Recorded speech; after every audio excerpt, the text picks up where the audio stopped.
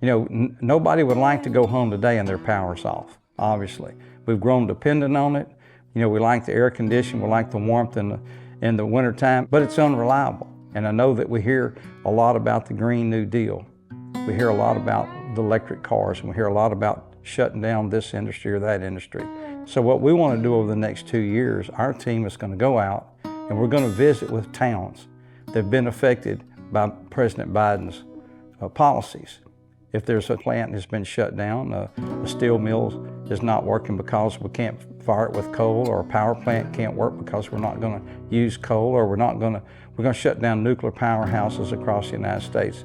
I want to go see where the fallout is for the next 2 years, and I want to report that back to you so you can see what the policies of the current administration are doing to this country. Just because the White House says something, that doesn't make it true. Bear it out for yourself. We're intelligent people. Although right now around the world, a lot of the foreign countries view us as not being very intelligent. We're shutting down our oil and gas industry. We're switching over to an unreliable electric system. We don't even really know how that's going to come out. But yet if you look at some of the other foreign countries that have tried this in the past, you can see they've had a lot of failures with that. So for us to just go all in, dive in without testing the depth of the water, that's not very smart. And right now across the United States, there's a lot of refineries, oil, petrochemical plants. They're looking at closing. For them to repair what they need to repair right now to get up to code to the new restrictions that the White House has got on them, a lot of them are going to close some of these smaller marginal plants down. And when you close several of those down across the United States, understand it's not just the 150 or 200 or 300 people working in that plant. When you close a plant down in a small community, then you've hurt the tax for that school district, the police department, the fire department. It's got a lot of repercussions completely through that community. It's not just the people that get the pink slip. The stores are going to suffer.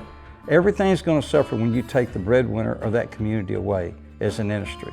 So make sure you understand that whenever we just generate electricity from a wind farm or a solar field out here, and it comes on transmission to your house, we've eliminated a lot of jobs, obviously. And maybe that's a good thing, maybe it's a bad thing. I maintain it's a bad thing. I don't think it's going to be any cheaper. Matter of fact, I think it's going to be more expensive, and I know it's going to be a lot less reliable.